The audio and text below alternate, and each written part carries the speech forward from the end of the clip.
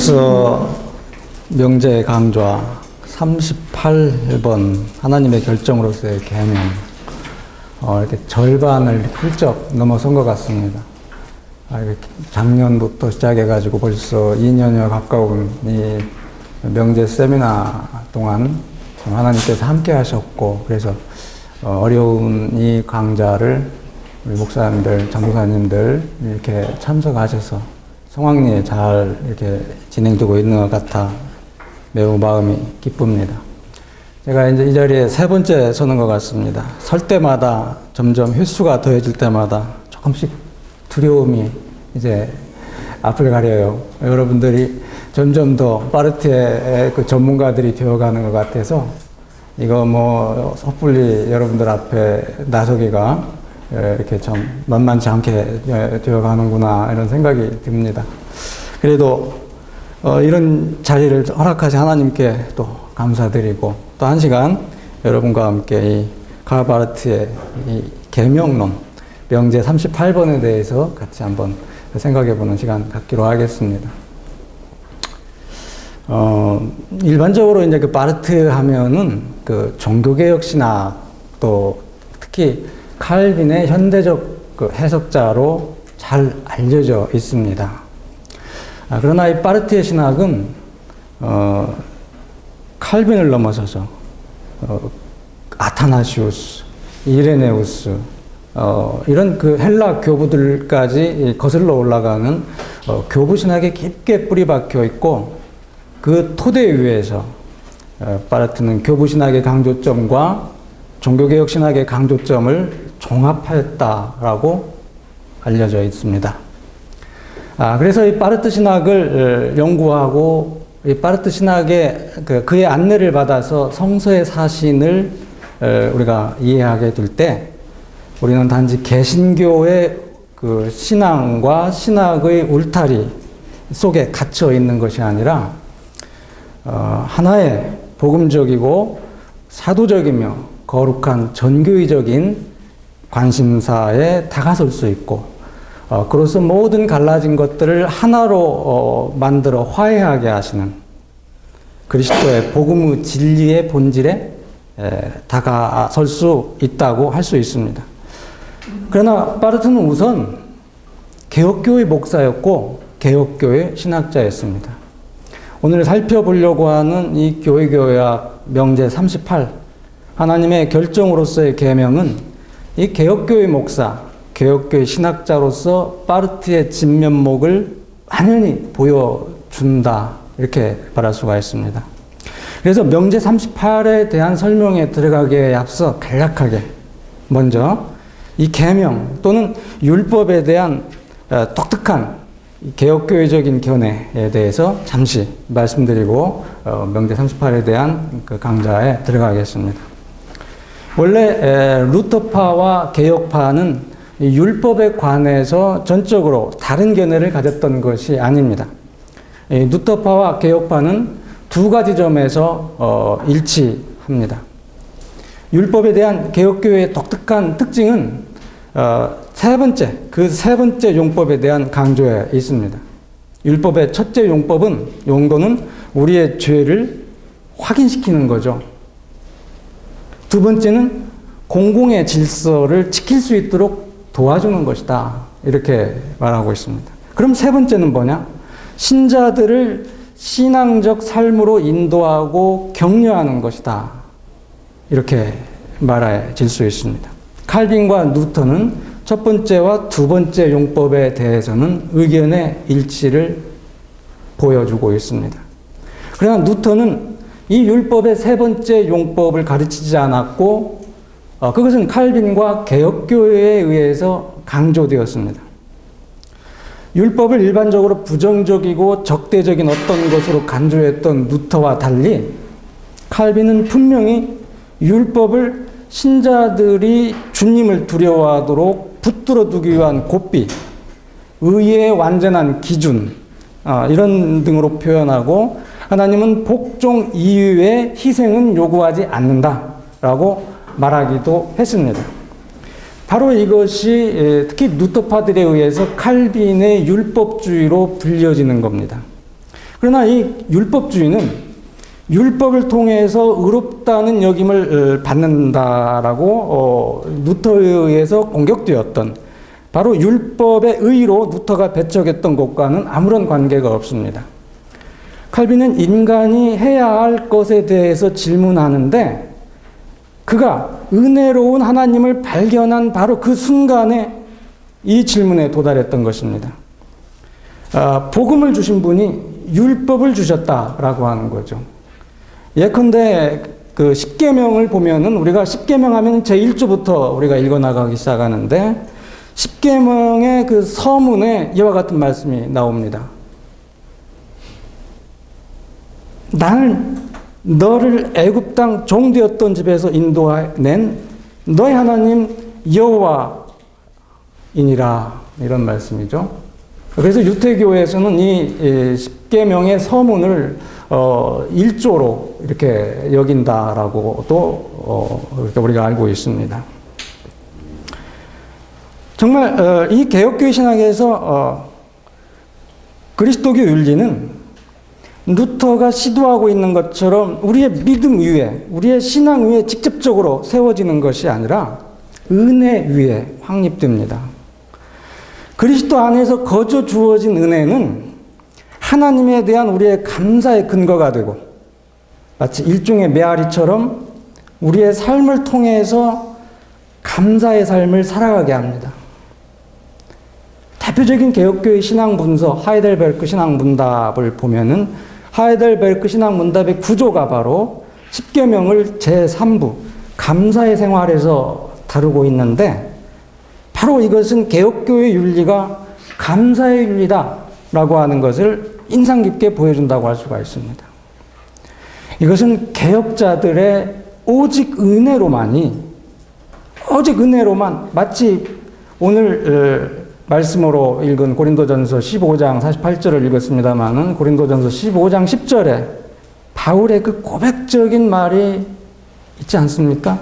오로지 하나님의 은혜로다. 내 모든 것을 가능하게 한 것은 하나님의 은혜로다라고 하는 바울의 고백을 거기서 들을 수가 있는데, 재미난 것은 이 바울의 고백을 두고 기가 막히게 많은 논쟁이 이어져 왔다라고 하는 거 아닙니까? 로마 캐톨릭 신학자들이 당시 칼빈과 논쟁하면서 칼빈은 기독교 강요에서 분명히 이 바울의 고백은 있는 그대로 신앙의 고백이다라고 그대로 받아들이자라고 하는데, 상대편 그 교황주의자들, 카톨릭 신학자들은 이렇게 왜곡시켜요.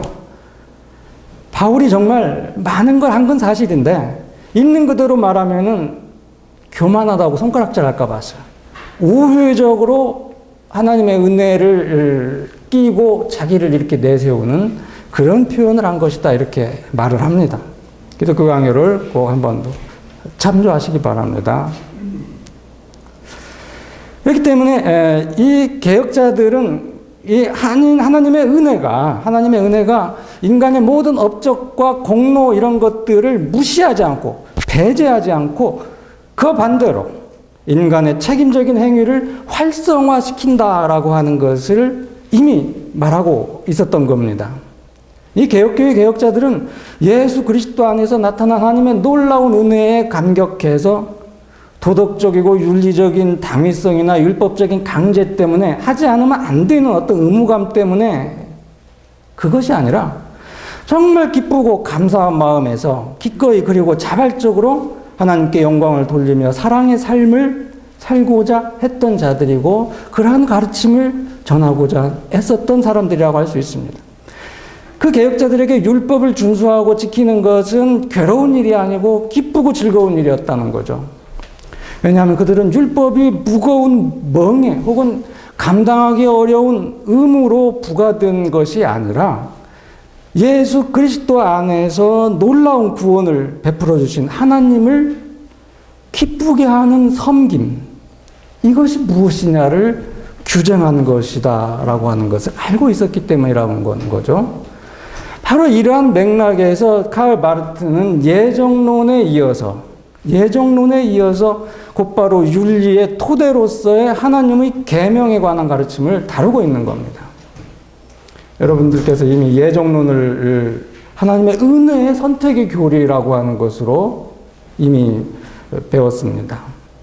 예정론은 결코 우리가 많은 사람들이 오해를 하는데, 무서운 예정론, 칼빈의 어떤 무서운 이중 예정론이라고 하는 것에 대해서 너무 많은 오해와 잘못된 그런 편견이 있어요. 근데 예정론이야말로 정말 바르트가 제대로 밝혀낸 것처럼 은혜의 교리입니다. 지금 이 시간에 예정론, 칼빈의 예정론을 설명할 시간은 아닙니다만은 정말 하고 싶은 말이 많아요. 그 예정론이라고 하는 것이 정말 고백적인 표현이에요. 하나님께서 다 하신다라고 하는 거예요. 정말 내 구원 문제 내가 할 수 있는 것이 아니에요. 내가 어떤 공로를 세우고 내가 업적을 세우고 뭘 하고 자시고 아무 필요 없이 이미 태초에 에베소서 1장 4절에서 말하는 것처럼 태초에 그리스도 안에서 살아가는 자들을 택하셨다라고 하는 거 아닙니까? 이미 하나님의 택함을 받았다라고 하는 이 대전제, 이거는 정말 그리스도 안에서 놀라운 하나님의 사랑, 구원 경험하지 않고서는 감히 나오지가 않아요. 이건 정말 진실한 고백적인 그런 신앙의 표현이었다라고 하는 거죠.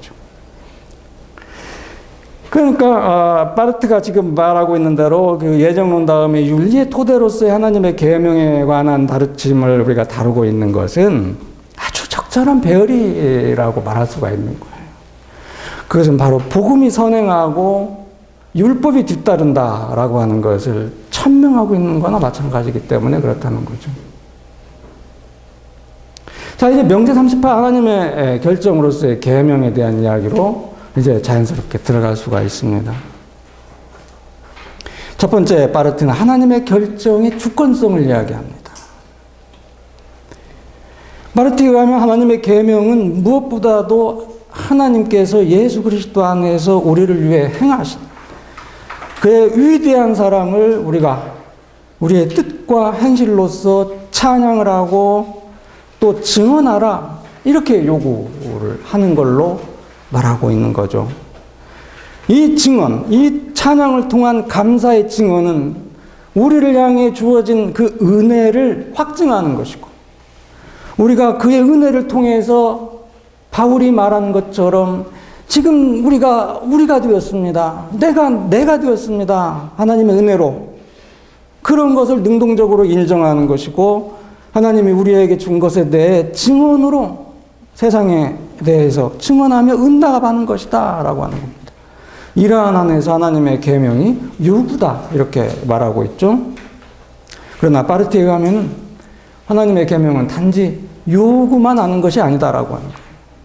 하나님이 예수 그리스도 안에서 우리에게 자비롭다라고 하는 사실은 우리를 위한 하나님의 결정이, 예수 그리스도 안에서 우리를 향해 내려진 결정이, 우리 자신의 모든 결정이 종속되어 있는 앞전 결정이 예수 그리스도 안에서 내려졌다라고 하는 거예요.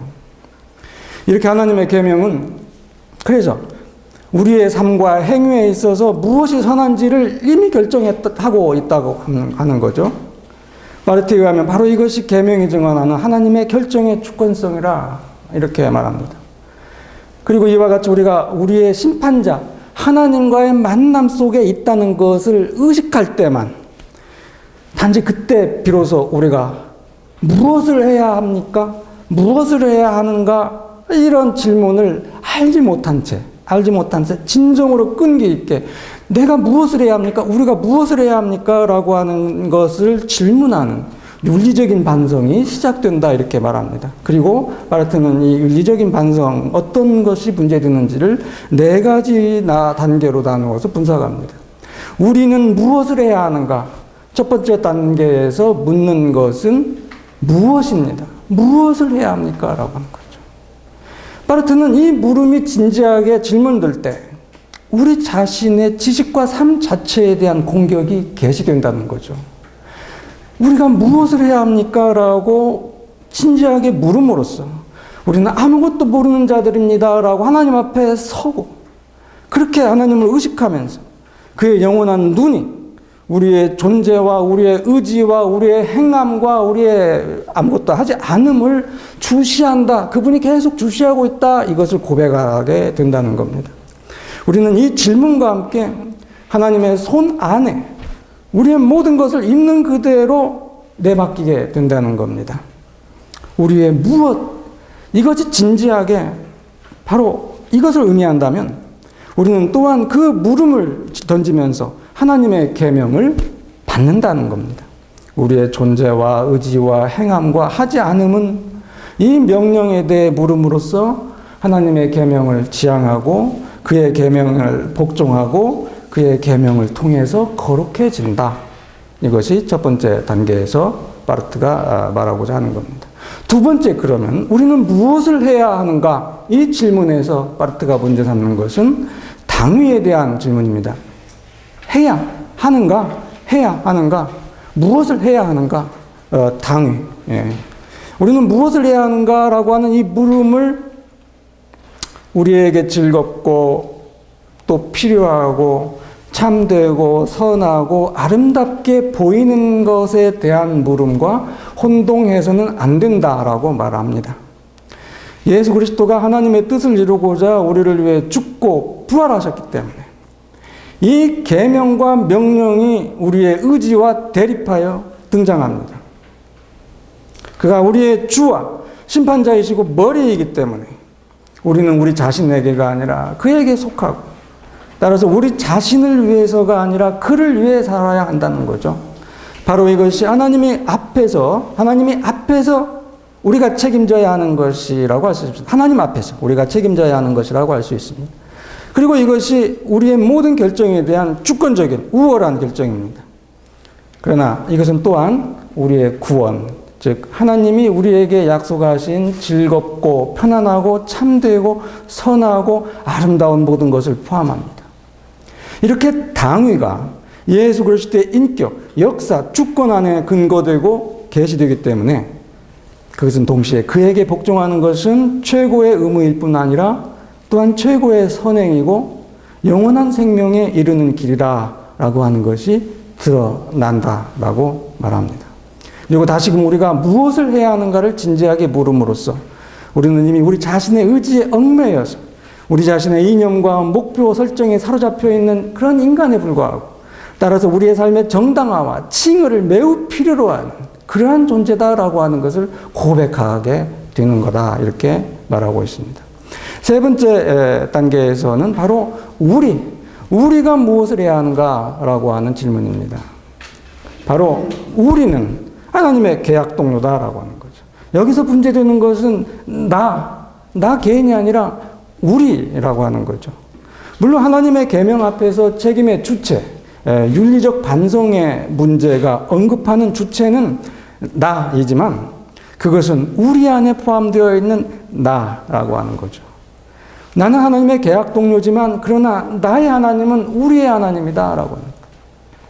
예수 그리스도 안에서 우리는 윤리적 문제가 언급하는 주체가 됩니다. 예수 그리스도 안에 있다는 것은 그를 통해 창조된 새로운 피조물이 된다는 것이고 그의 몸의 지체로서 그에게 속하는 것을 말합니다.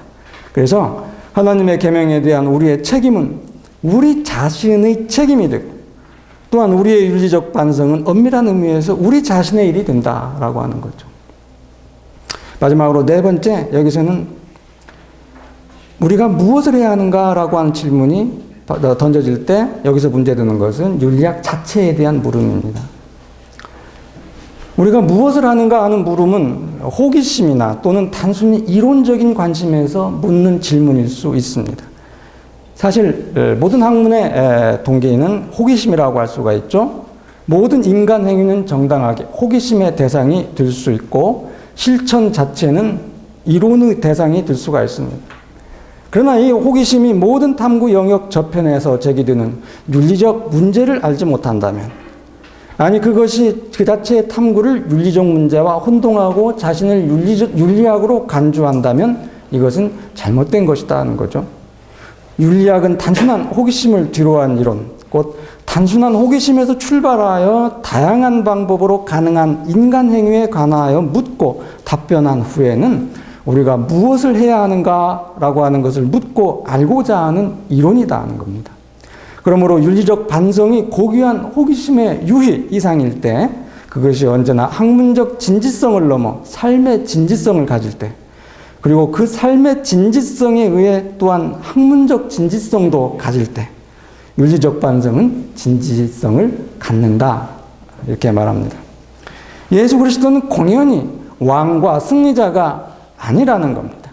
이론과 실제는 그래서 하나님이 그분 안에서 영원부터 사랑했고 그리스도가 그 가운데서 승리자 왕으로 부활한 인간 세상에서 분리될 수가 없다는 거죠. 책상에 앉아서 머리 싸매고 무슨 이렇게 어떤 정말 교묘한 어떤 그 정교한 그 공식을 세우고 윤리학 이론을 내세우고 그럴 수 있죠. 그러나 이 지금 그리스도교 윤리라고 하는 것은 이론과 실제가 분리될 수가 없는 그런 아주 긴밀한 어떤 관련성 속에서 논해지는 것인데 그것은 바로 예수 그리스도 안에서 내려진 그 결정을 논하고 탐구하고 연구하고 그런 논문 윤리학이기 때문에 그렇다는 거예요. 어떤 차별성을 지금 이야기하는 겁니다. 그리스도의 교회는 왜 이론과 실제가 분리될 수 없는가? 왜 하나님의 뜻과 계명이 단순한 이념으로 취급되기를 허락하지 않는가? 왜 윤리가 모든 단순한 호기심 저편에서 출발할 필요가 있는지를 알고 고백합니다.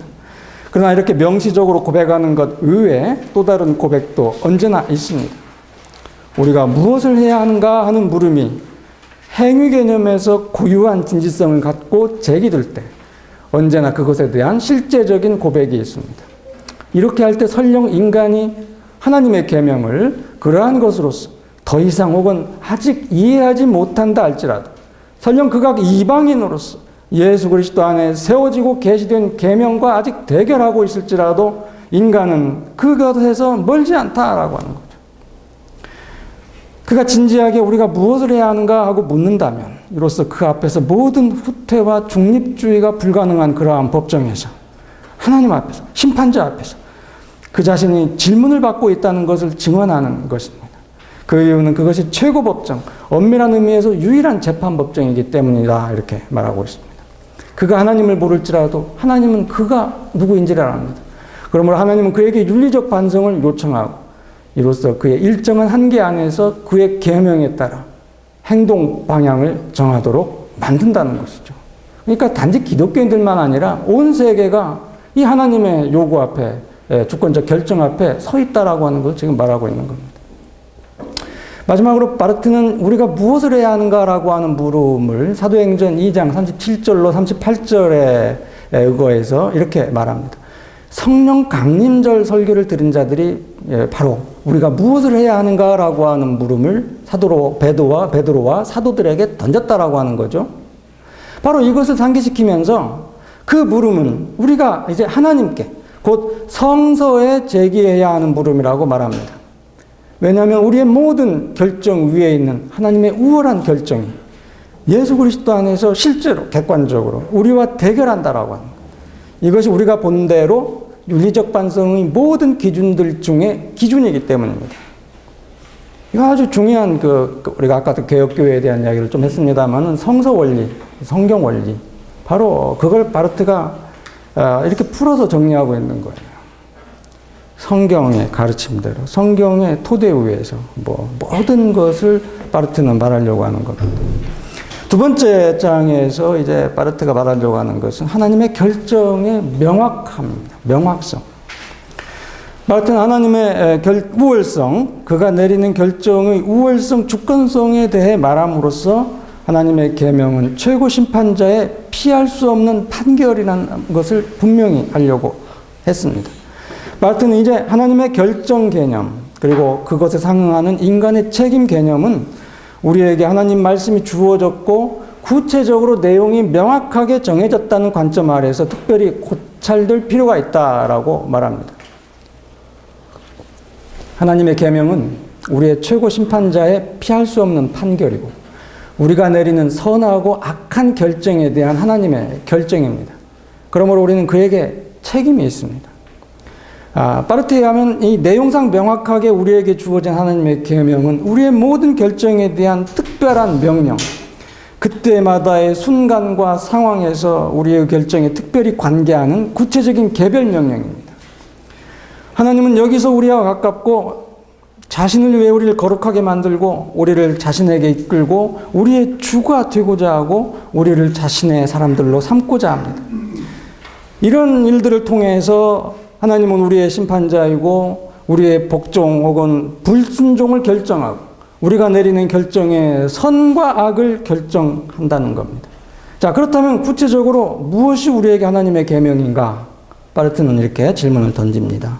그러면서 이렇게 답변을 하죠. 보편적인 것, 형이상학적인 것, 추상적인 계명은 실제로 정확히 말해서 하나님의 계명이 아니다. 선의 이념이라고 하는 것, 이건 결코 계명이 아니다라고 하는 거예요. 하나님의 계명은 저 선의 이념 그런 것들과 의견상 비슷하게 동일하게 보일 뿐이라고 하는 거죠. 계명은 분명 의부에서부터 우리에게 주어지고 우리와 대립되는 규범으로 나타나는 것으로 선의 이념과 구별이 된다는 거죠. 그래서 계명 개념은 인간편에서는 이해할 수 없는 사실, 즉 그가 자신의 주가 아니고 한 주를 모신다라고 하는 것을 뜻하는 개념이다. 이런 식으로 선의 이념과 구별을 합니다. 또 많이 알려졌듯이 지상명령, 계명이 지상명령이냐? 아니다라고 하는 거죠. 칸트가 이제 그런 이야기를 좀 했습니다만은 이 지상명령이라고 하는 것, 이건 다만 인간이 만나는 명령의 현실을 추상한 명령 이념을 위한 공식일 뿐이다. 이렇게 말하고 있습니다. 하나의 요구가 보편적이고 추상적이고 형이상학적인 한, 그것의 해석과 응용이 그것을 듣는 인간에게 맡겨지는 한, 자의적으로 해석할 수 있는 한, 이런 것이죠. 보편적인 것, 추상적인 것, 이런 것들, 이것 애매모호한 것, 뭐 이런 것들, 이것은 아직 명령이 아니라 기껏해야 명령에 대한 이성적 발전과 진술일 뿐이다라고 하는 거죠. 우리가 명령과 상관한다면 이런 겁니다. 우리에게 요구되는 것을 정하는 것, 이것은 바로 우리의 일이 아니다라고 하는 거죠. 그래서 그때 명령은 그 자체로 내용을 갖습니다. 확실한 구체적인 내용을 갖습니다. 그때 그것은 이미 나를 위해서, 나의 경우를 위해서, 이 현재 순간에 나의 이런 처지를 위해서 해석되고 적용이 됩니다. 나는 나 스스로 내 멋대로 자의적으로 아무것도 더하거나 뺄 수가 없습니다. 그때 나는 내가 복종할 것인가 불순종할 것인가 라고 하는 질문 외에 다른 질문을 받지 않게 됩니다. 예. 또한 계명은 양심도 아니다라고 하는 겁니다. 우리 자의식의 전체인 양심은 결코 독자적인 신의 목소리로 이해될 수가 없습니다. 양심은 하나님의 말씀보다 위에 혹은 옆에 있는 것이 아니라 다만 아래에 있는 것으로 이해될 수 있습니다. 양심은 하나님의 계명의 증인이 됨으로써 우리 자신에 대해 계명을 관철시켜 줍니다. 양심은 다만 계명이 우리에게 생각할 수 있는 한 일정한 형태로 말해줬고 우리가 이 일정한 형태로 선포된 계명에 대해 변명해야 한다는 사실을 상기시키고 지시할 뿐입니다. 바로 양심은 하나님의 계명을 우리 자신이 원하고 바라는 조항으로 바꾸는 것에 대해서 경고할 뿐입니다. 이렇게 바르트에 의하면 우리는 단지 성서를 통해서 구체적인 계명에 대한 증언을 얻을 수 있다라고 하는 거죠. 바르트는 성서의 증언에 비추어 하나님의 계명의 명확성에 대해 확신하고자 할 때 다음에 두 가지 사실을 구별할 필요가 있다고 말합니다. 첫째, 하나님의 계명은 성서 자체에서 언제나 구체적인 명령이라는 겁니다. 두 번째, 성서의 구체적인 명령은 그것의 직접적인 수신자가 아닌 우리에게도 관계되는 하나님의 계명으로 이해되어야 한다는 겁니다. 이건 다음에 설명하겠지만은 성령의 내적 증거, 우리 잘 아는 그런 중요한 그 종교개혁 성서 해석의 원리죠. 성령의 내적 증거와 관련해서 이해되어질 수 있습니다. 자, 첫 번째 구체적인 하나님의 계명입니다. 바르트에 의하면 하나님의 계명은 성서 전체에서 발견됩니다. 성서에는 이른바 특별한 문맥들, 예컨대 모세 오경, 마태복음과 같이 이 하나님의 계명이 한 문데 뭉뚱그려져 있는 것 같은 집요, 어떤 그 집합체 같은 그런 곳들이 있어요. 그러나 그 이외에도 윤리로 가득 차 있다는 겁니다. 물론 성서는 결코 어디서나 사람들이 관습적으로 계명과 윤리로 이해하는 것, 곧 보편적인 원칙을 제시하지 않는다는 겁니다. 바르트는 이 사실을 모세오경과 마태복음의 여러 구절을 해석하면서 분명하게 지적하고 있습니다. 우선 오경은 십계명의 첫 번째 진술, 그리고 그 다음에 따르는 다른 규정들에 이르기까지 보편적 원리로 재해석할 수 있는 요소를 포함하지 않고 있다는 거예요. 이것은 신약 성서의 경우도 같다는 겁니다. 예컨대 마태복음을 보면은 예수께서 제자들과 다른 사람들과 직접 교제하면서 이렇게 말했고 명령했고 금지했다는 거죠. 하나님의 계명이나 예수님의 요구는 순전히 우연적인 혹은 그 필연성 속에서도 역사적으로 볼 때 다만 우발적으로 파악될 수 있는 행동과 행동 방식을 전적으로 현장에서 실천되어야 할 복종 행위를 순수한 결정을 원한다라고 하는 거죠. 그러므로 바르트에 의하면 하나님은 1차적으로 어떤 원칙과 보편적인 규칙의 형태가 아니라 이런 개별적이고 구체적이고 확고한 명령과 지시로서 명령하고, 따라서 또한 인간에게 요구하는 것은 하나님께서 정한 바대로 따르라 라고 한다는 겁니다. 바르트는 이 성서 윤리학의 원칙을 이렇게 확정하고 비로소 예컨대 하나님의 계명의 집합, 개요, 이것을 발견할 수 있는 아까 말씀드린 그런 모세오경, 마태복음, 산상수훈 이런 것들을 생각합니다. 바르트에 의하면 하나님은 이 구절들에서 개별 인간에게 바라는 모든 것을 자기 백성 혹은 자기 공동체에 대한 그의 뜻으로 선포하기 때문에 하나님의 말씀의 구체성은 소멸되지 않습니다. 오히려 보다 강화됩니다. 모세에게 계시되고 모세가 백성에게 증언한 삶의 질서, 법 질서, 제사 질서의 맥락에 속하는 십계명은 하나님이 자기 백성과 더불어 행동하며 또 그의 백성이 하나님 앞에서 하나님과 더불어 행동해야 하는 범위를 분명히 정하고 있습니다. 그러나 바로 그렇게 한 후에 이루어지는 사실은 십계명이 모든 시대에 유효한 하나님의 은혜의 기본법규라고 하는 점입니다. 그렇기 때문에 바르트는 십계명이 기독교 교리문답 교육의 주제로 채택된 것은 부당하지 않고 정당했다라고 말하고 있습니다. 하이델베르크 문답에서 다루고 있다고 했고 많은 신앙 문서들에서 십계명을 다루고 있죠. 그런데 바르트에 의하면 산상설교는 십계명에서는 아직 감추어져 있던 사실, 즉 하나님 자신이 몸소 자신과 인간 사이에 세운 계약을 자기 스스로 신실하게 지킬 뿐 아니라 또한 인간을 위해 스스로 실천하며 그 조건 안에서 성취한다는 것을 드러내주는 거다, 이렇게 말합니다. 산상설교는 하나님의 공동체의 삶의 질서가 인간의 구원을 위해 성취되었다는 사실을 천명하는 거다 하는 거죠. 만일 십계명이 인간이 하나님 앞에서 하나님과 함께 어디에 서야 하는가 이걸 말한다면 산상설교는 인간이 하나님의 행위를 통해 이미 거기에 섰다는 것을 말한다는 겁니다. 그것은 하늘나라를 알리는 것이고 예수께서 자기를 드러내는 것이고 새 사람이 어떤 자인가를 지시하는 것이다 라고 하는 거죠. 그러므로 바르트에 하면 성서의 모든 증언은 보편적인 도덕적 원리로서의 하나님의 계명을 알지 못하고 하나님의 계명의 집합이나 계요 같은 그러한 보편적인 어떤 규칙과 원칙을 나타내는 것 같은 계요 자체는 하나님 은혜의 계약의 역사에 속하는 것으로 그렇게 말할 수 있다라고 말하고 있습니다. 자, 그러면 두 번째, 우리와 직접 관계되는 하나님의 계명은 무엇인지 봅시다. 바르트는 이제 이 계요들, 즉 십계명과 산상설교는 우리와 어떤 관계가 있는가 하는 조직신학적 문제를 물음을 제기합니다.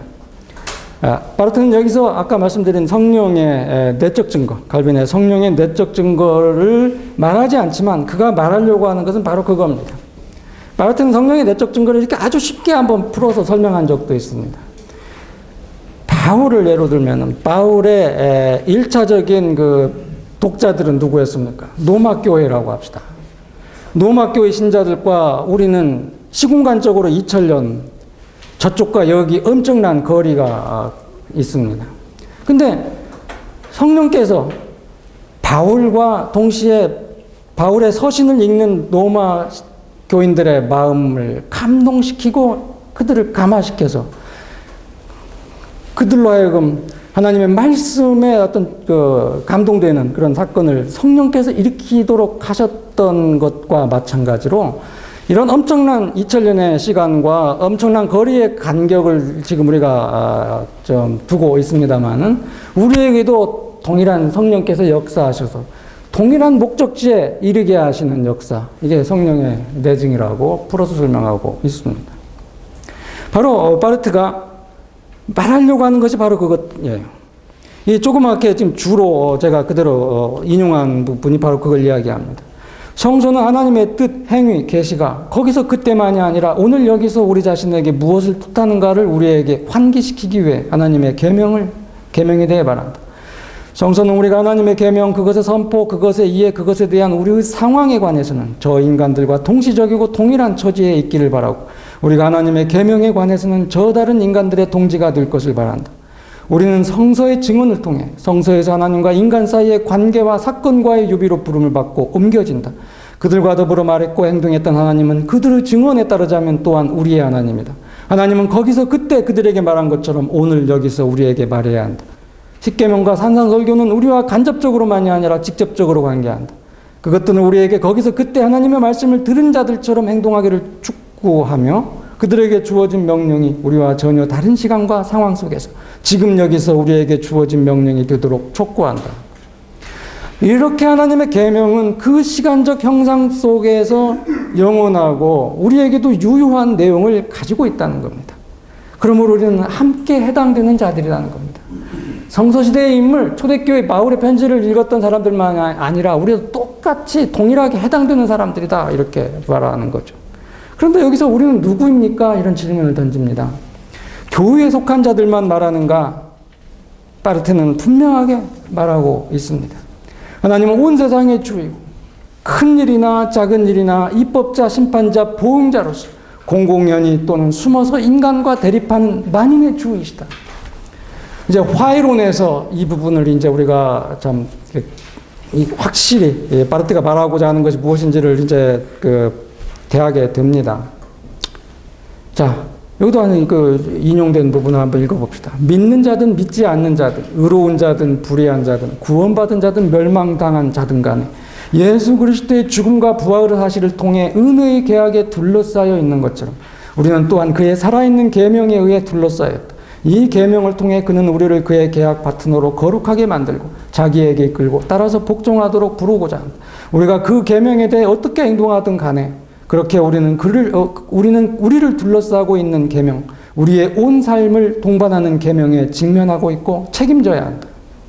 바르트의 이러한 관점은 그가 정치적 예배라고 하는 이런 아주 특수한 개념을 또 사용하고 있는데요.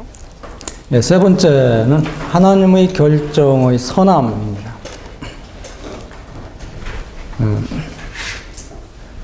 하나님의 결정이 주권적인 것이고 또 하나님의 결정이 명확한 것이고 세 번째 말하려고 하는 것은 선하다라고 하는 거죠. 주권적이고 명확하고 선한 하나님의 계명을 이제 순차적으로 말하고 있습니다.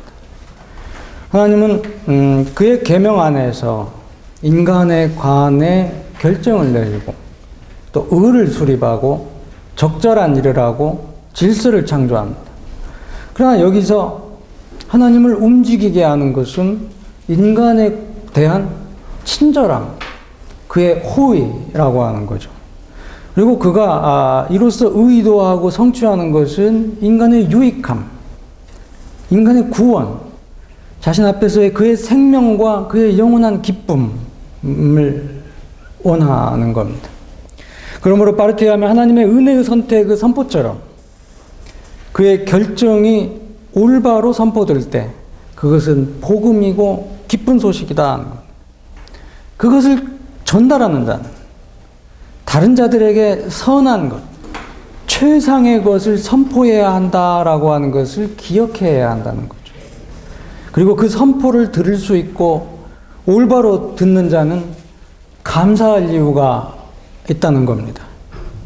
이것이 바로 하이델베르크 신학문답이 그 10계명을 감사의 그 생활 3부에서 다루는 그 이유라고 다시 재차 말씀드릴 수 있습니다.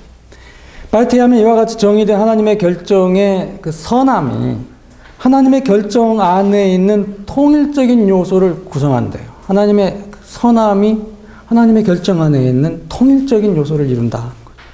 첫 번째, 하나님의 계명은 하나님의 하나의 의지를 나타낸다는 거죠. 언제 어디서나 명령되는 것은 우리가 그의 선함에 의해 회개하는 것이다. 바르트는 여기서 로마서 12장부터 15장 13절까지 로마서를 주석하면서 이 계명의 그 통일성을 입증하려고 합니다.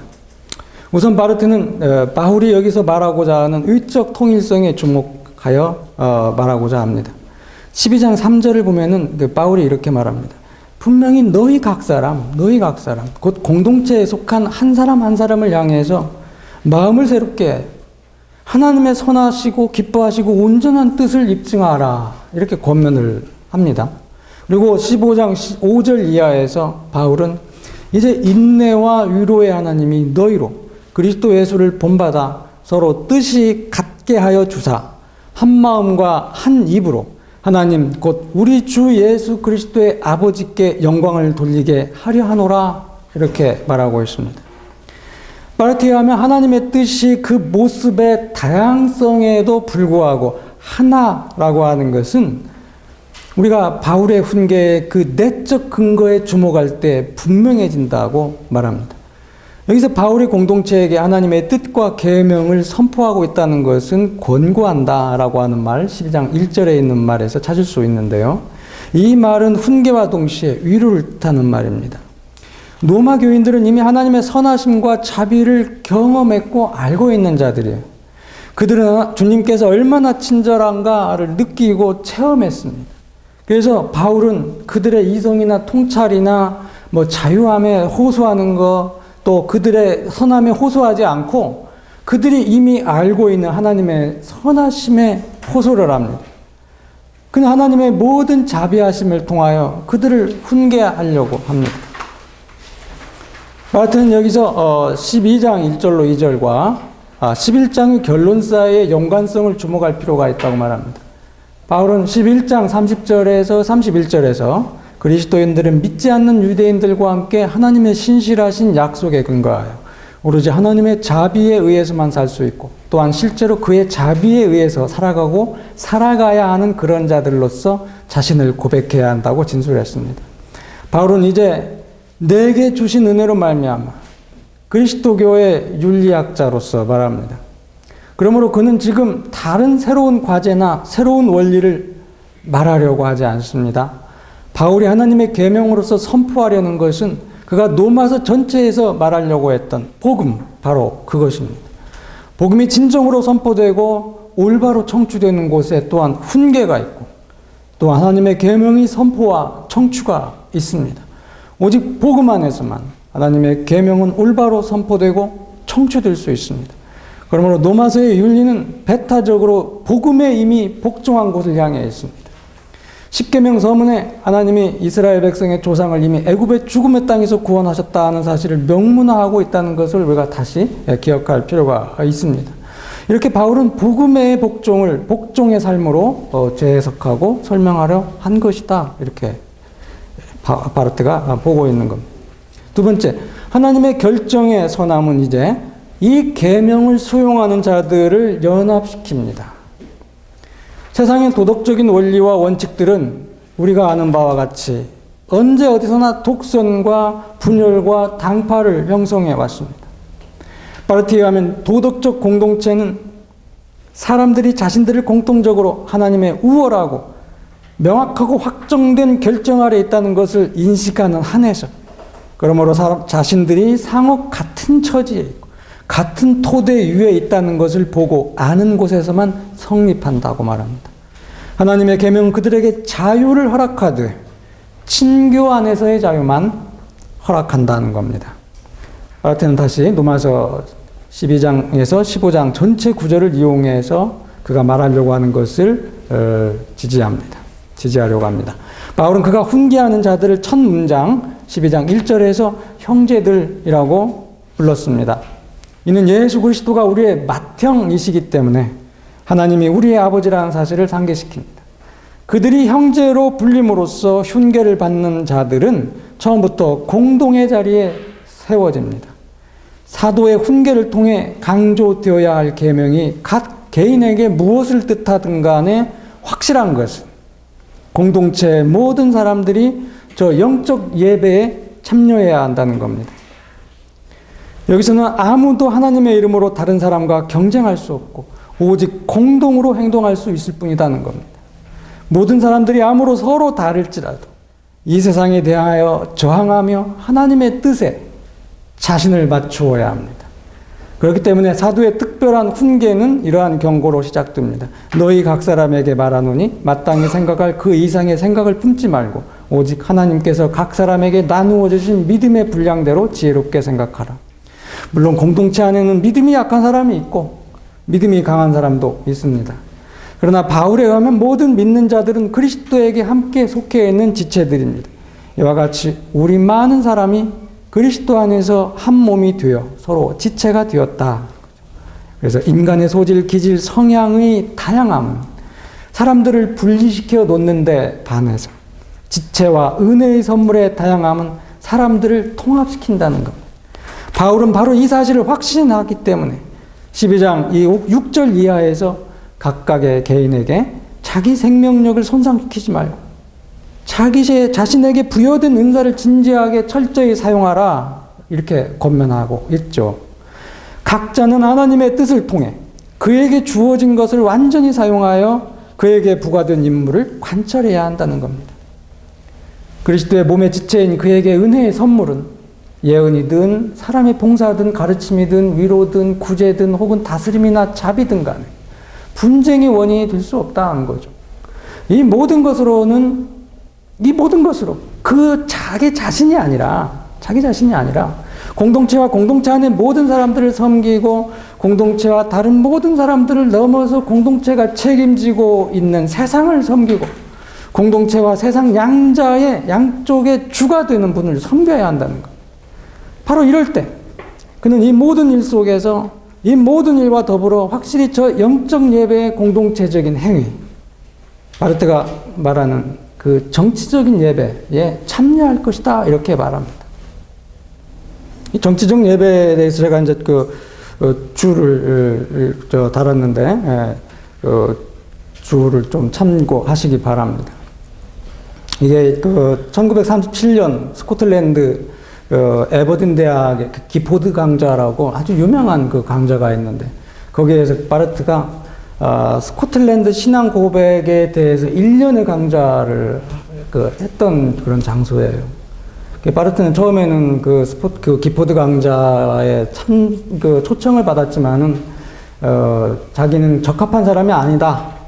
왜냐하면 그 기포드 강좌의 성격이 자연신학을 연구하고 논하고 자연과학, 자연신학 이런 것들을 발표하는 그런 공공연한 그런 장소였어요. 그래서 자연신학을 그렇게 철저하게 반대했던 자신이 그런 자리에 가가지고 강좌를 한다라고 하는 것은 맞지 않다.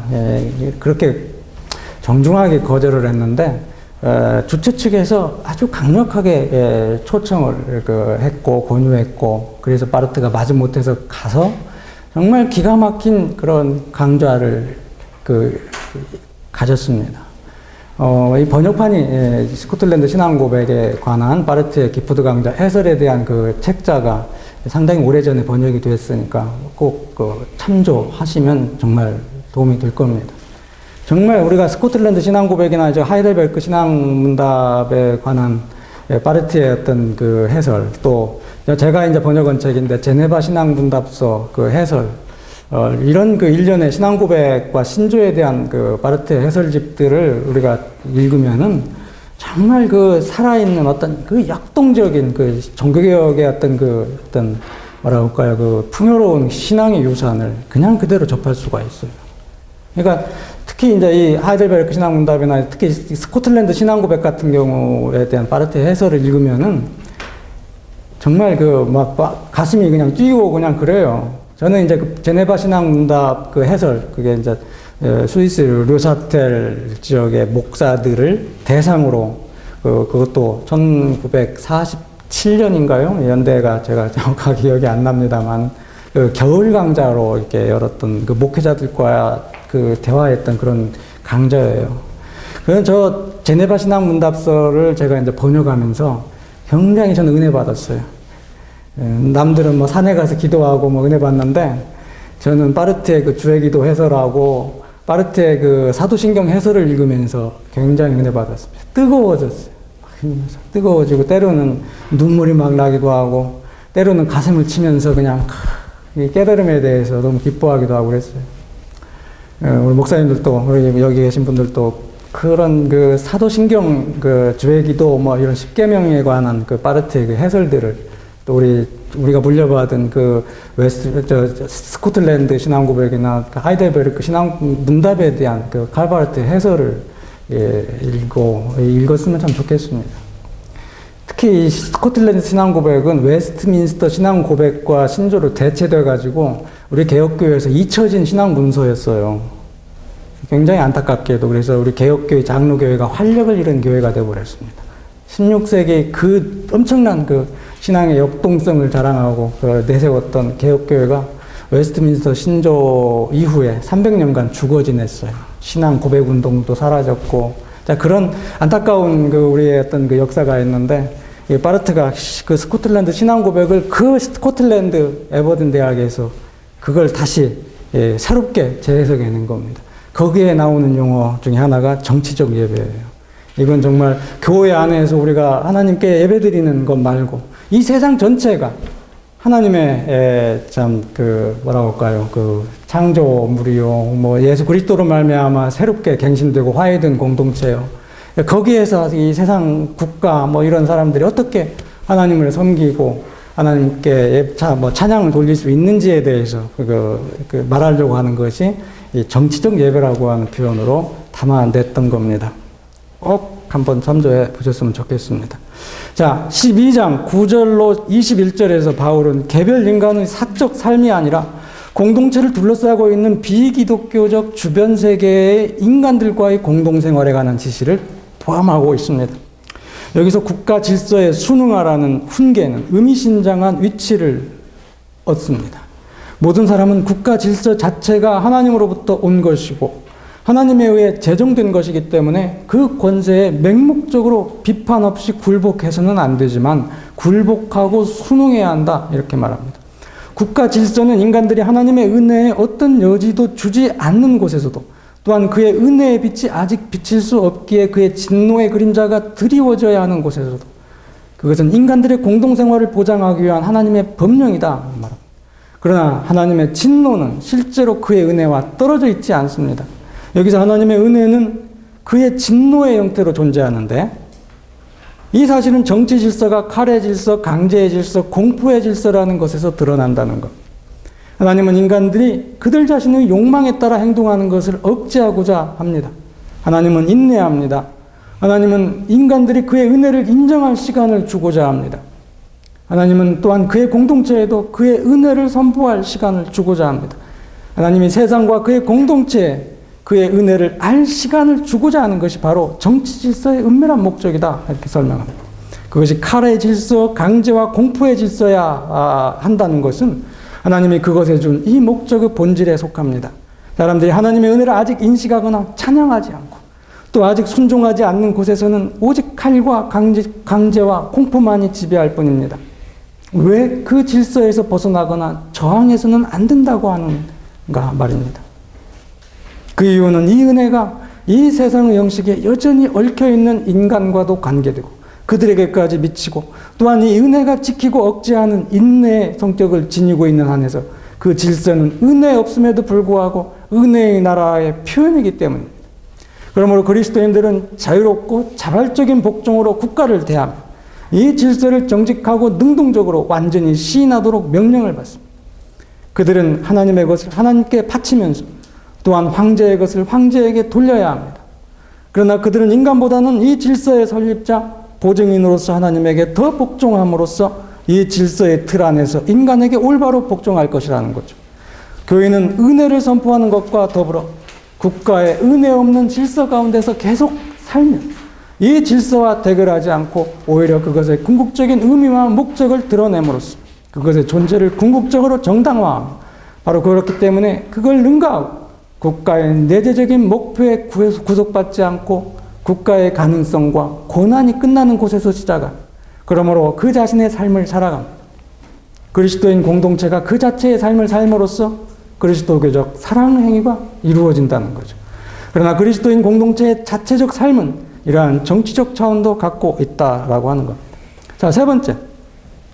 하나님의 계명의 선함은 또한 개인을, 아까는 집단을 연합시킨다라고 했는데 이제는 개인을 그 자신 안에서 통합시켜서 그를 다른 모든 사람들과 조화의 도구가 되게 한다는 겁니다. 그러나 대립과 모순, 혼돈이 여기서도 위협합니다. 인간은 자기 자신과도 일치하지 못하기 때문에 우리는 서로 일치하지 못한다는 겁니다. 인간에게는 삶의 내적인 한국성과 연속성이 부족하기 때문에 인간 상호 간의 친교가 이루어지지 못합니다. 그러나 그가 자기 자신과 다른 사람과 일치할 수 없다면 이것은 하나님의 계명 탓이 아니라 인간 탓이고 계명에 대한 그의 복종 때문이 아니라 불복종 때문이라는 거죠. 바르트는 여기서도 노마서를 가지고 옵니다. 유명한 노마서 7장에서 7절, 8절에 그 바울의 어떤 그 내적 고투와 갈등을 생각하면 됩니다. 여기서 죄의 본질적인 역사는 바로 하나님의 계명을 그릇 해석하고 오용하는 데 있고 죄인은 계명을 통해 자기 자신이 의롭게 되고 거룩하게 되는 대신에 계명을 구실 삼아 자기 자신을 의롭게 하고 거룩하게 하는 것이라고 바울이 말하고 있습니다. 또한 그는 7장 13절 이하에서 인간이 이로써 죄에 넘어감으로 그가 원하는 건 행하지 못하고 원하지 않는 일을 행하게 되었다고 서술합니다. 따라서 인간은 자기 자신에 적대하지 않고서는 자기 자신과 대결하고 싸우지 않고서는 홀로 존재할 수 없다 이렇게 말합니다. 그리고 이 두려움 속에서 그는 외부로 다른 사람에게 관심을 돌리고 그들에게 자기 자신 곧 자신의 갈등 이외에는 줄 것이 없다는 거죠. 그는 그 갈등을 자신과 다른 사람 사이의 갈등으로 만들므로써 이 갈등을 피하려고 한다는 겁니다. 그리고 그가 이 일에 성공할수록 더욱더 이 갈등을 피할 수 없다는 거죠. 바울이 이렇게 절규하죠. 내가 원하는 바 선은 행하지 아니하고 도리어 원하지 아니하는 바 악을 행하는도다.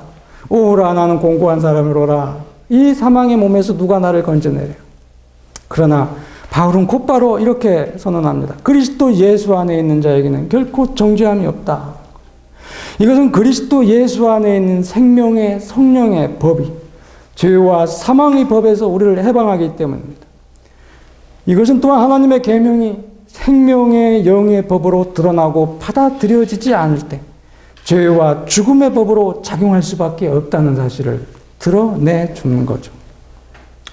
하나님의 계명은 하나님께서의 평화를 누리지 못하는 그를 받아들여서 평화의 진리 속에 그를 세워두는 겁니다. 그리고 그가 모든 이성보다 더 높은 빌립보서 4장 7절에서 이렇게 나오는 대로 모든 이성보다 더 높은 이 평화 속에서 이 평화에 의해 지켜지고 보호받으며 살아갈 수 있게 하신다는 겁니다.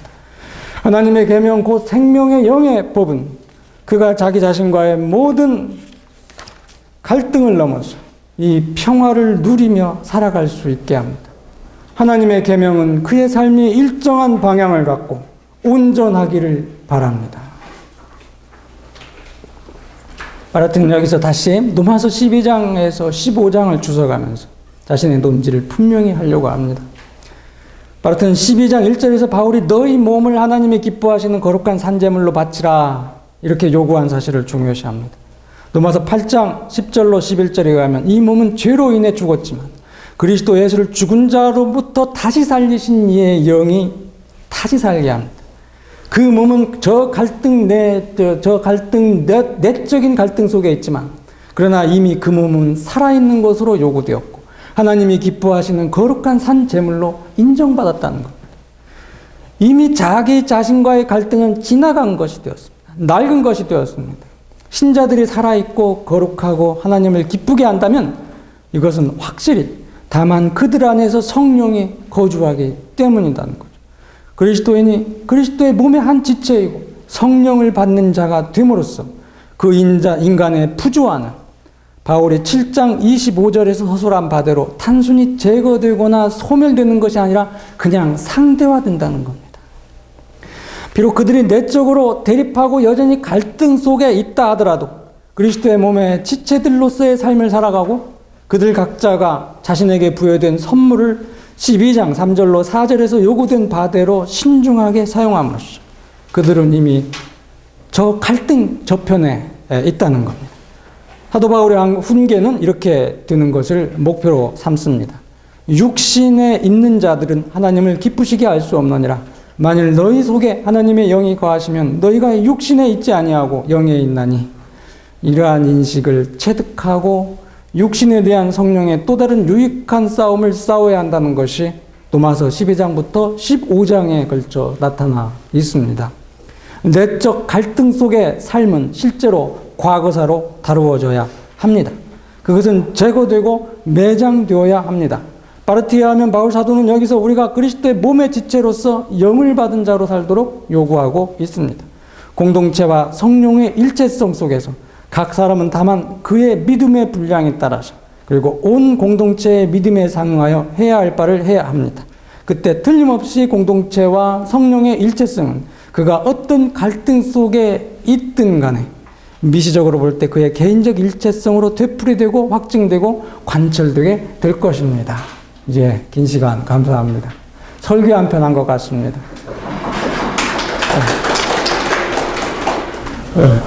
지금 30, 꺼내야 될지는 모르겠지만 일단 36명째. 그러니까 하나님의 그 포테스 레레로서의 그 가제로서의 에티.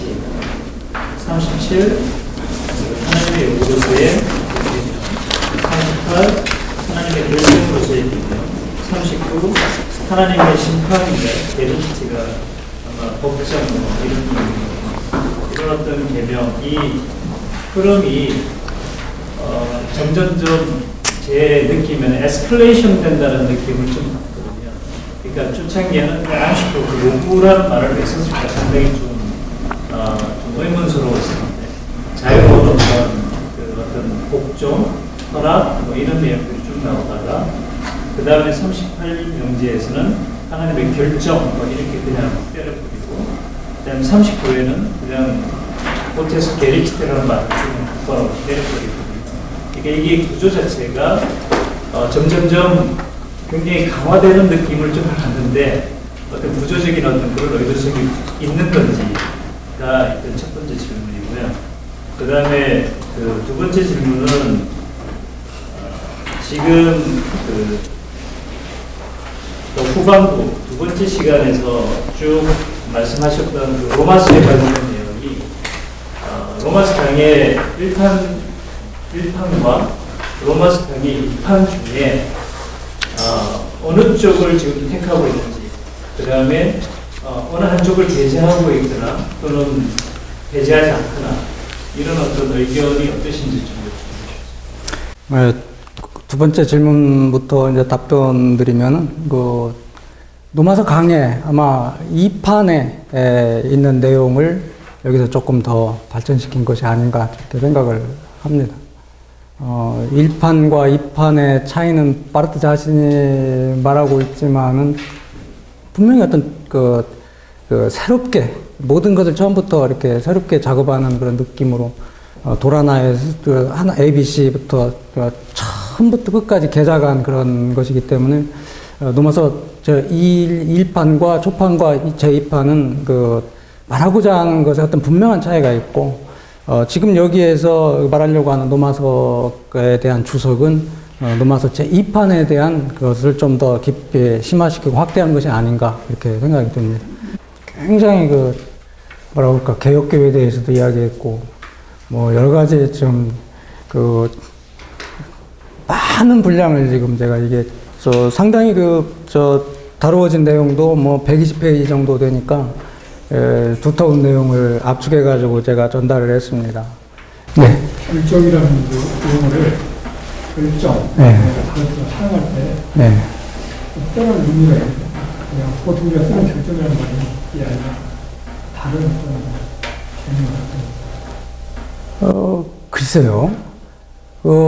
결정되었다라고 하는 거, 뭐, 우리가 이제 모든 결심이 내려졌다, 판단이 내려졌다라고 할 때 결정됐다라고 하는 완성된 의미로, 완결된 의미로 이렇게 우리가 사용하지 않습니까? 바르트도 여기서 그렇게 사용하는 것 같아요. 결정되었어요. 예수 그리스도 안에서 모든 것이 결정된 겁니다. 그래서, 여기서 계속 그 신자유주의적인 어떤 그런, 신개신교적인 그런 윤리관과 계속 대결을 하고 있어요. 그러니까, 그냥 좋은 대로, 아까 이야기했던 선의 이념이니, 지상 명령이니, 양심이니, 여러 가지 것들로 어떤 윤리의 어떤 토대로 삼으려고 하는 그런 시도들이 이제 다양하게 있는데, 지금 기독교 윤리다, 신앙 윤리다라고 하는 것은 철저하게 예수 그리스도 안에서 이미 2000년 전에 우리를 위해서 일어난 그 사실을 토대로 한다라고 하는 걸 명확히 하는 거죠. 결정되는 거죠. 모든 것이 그때 결정된 것이죠. 목사님들 또 우리 전도사님들 뭐 번역서 가지고 지금 읽으신 분들 참 애로가 많으셨을 겁니다. 참 이게 우리말로 번역된 그 도그마틱 읽기가 참 이게 왜 이렇게 좀 어려운지 안타까운 일입니다.